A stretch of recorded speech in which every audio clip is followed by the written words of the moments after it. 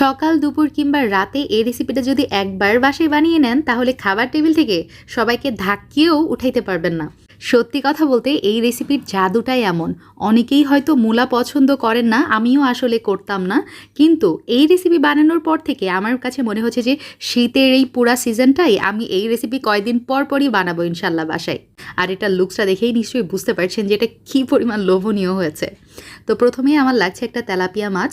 মাছের আঁশগুলো ফেলে দিয়েছি, পাখনা পরিষ্কার করেছি, তারপরে মাছের ফুল পেট সব পরিষ্কার করে ফেলেছি। এখন কতগুলো মশলা দিচ্ছি, হলুদের গুঁড়া, মরিচের গুঁড়া, লবণ আর আদা রসুন বাটা একদম হাফ চামচ করে ব্যবহার করেছি। সব কিছু খুব ভালোভাবে মিক্স করে এখন মাছের গায়ে একদম মাসাজ করে দিব, একদম থাই মাসাজ যাকে বলে।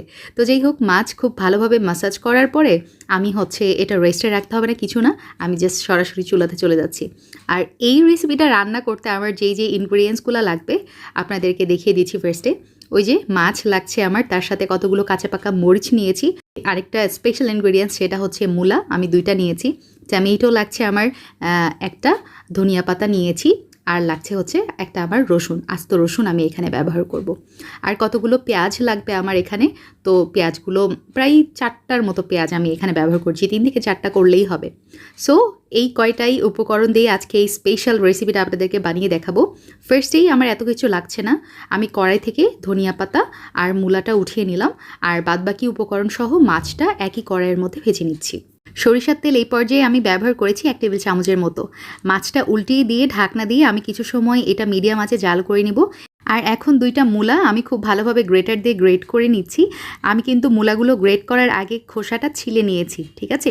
আর মূলাটা গ্রেট করে নেওয়ার পরে মূলার মধ্যে যে এক্সেস পানিটা থাকে সেটা চিপে চিপে ফেলে দিয়ে মূলাগুলো একটা সাইডে রেখে দিচ্ছি। এইদিকে কিন্তু আমার মাছটাও খুব সুন্দরভাবে সিদ্ধ হয়ে গেছে। আমি উল্টিয়ে পাল্টিয়ে মাছ, রসুন, পেঁয়াজ, টমেটো সব কিছু ভেজে নিয়েছি। তারপরে অ্যাড করে দিলাম ওই যে মূলা, যেটা আমি একটু আগেই গ্রেটার দিয়ে গ্রেট করে চিপে রেখেছিলাম, এক্সেস পানিটা ফেলে দিয়েছি। লবণ ব্যবহার করলাম হাফ চা চামচের মতো। এখন আমি চুলার জাল মিডিয়ামে রেখে মূলা 4 থেকে 5 মিনিটের মতো ভেজে নিয়েছি। যখন তেল বেরিয়ে যাবে চুলাটা অফ করে দিচ্ছি। মূলাটা কিন্তু একটু কচকচা থাকবে, দাঁতের নিচে পড়বে, খেতে মজা লাগবে।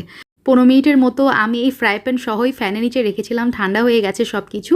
এখন মাছটা আমি বেছে নিব, মানে মাছ থেকে কাঁটাগুলো আলাদা করে নিচ্ছি, আর মাছের যে মিটটা সেটা আলাদা করে নিলাম।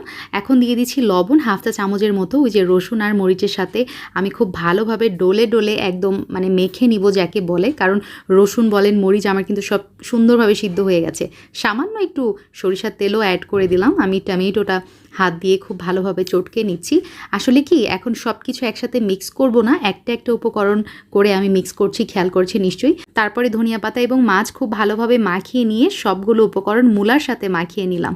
সামান্য একটু লেবুর রস ওপর দিয়ে ছিটিয়ে আবারও মাখিয়ে নিয়েছি। লেবুর রস দিলে এই রেসিপির টেস্টটা আরেকটু এনহ্যান্স হয়। আর আমি যেটা করেছি সার্ভ করার আগে ওপর দিয়ে সামান্য একটু সরিষার তেল ব্যবহার করেছি, বাট ইটস অপশনাল, আপনারা চাইলে দিতেও পারেন, নাও দিতে পারেন।